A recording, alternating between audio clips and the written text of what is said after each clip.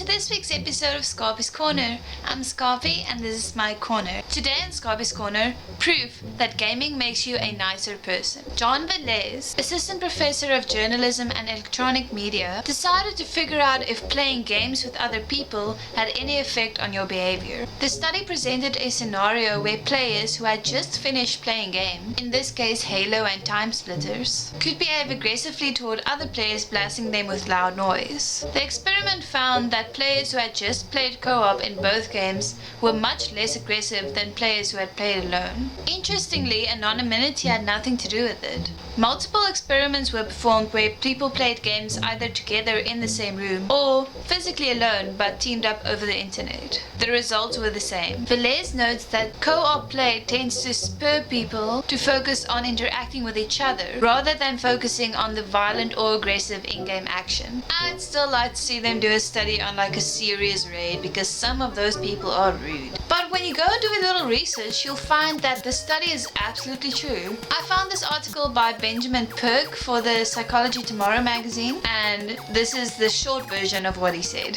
He starts off by saying that apparently experts claim that excessive video gaming is a modern-day psychological disorder based on the lack of impulse control, much the same as compulsive gambling.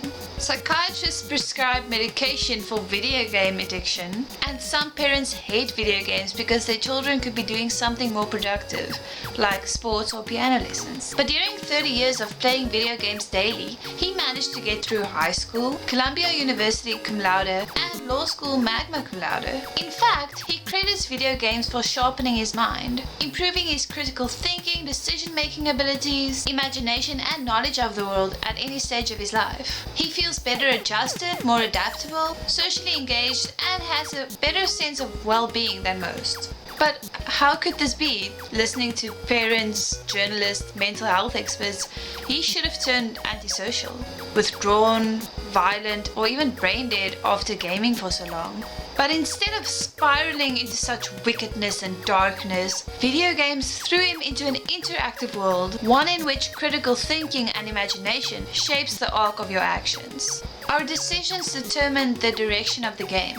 Make the wrong one and you will pay for it. Make the right one and you will receive a reward, much like life. Video games has value far beyond the time you spend playing them. They inspire curiosity. You experience something deeply meaningful, how you perform matters, and your actions lead to real results. You have to be fully engaged, intellectually incisive, and responsible for your actions. You also learn how to gracefully accept defeat and feel gratified in winning, abilities that will serve you well later in life.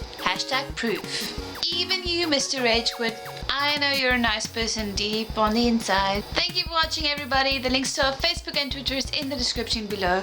Don't forget to give this video a thumbs up and subscribe, and I'll see you on the flip side. Until next time, play more games and be kind to one another. Bye.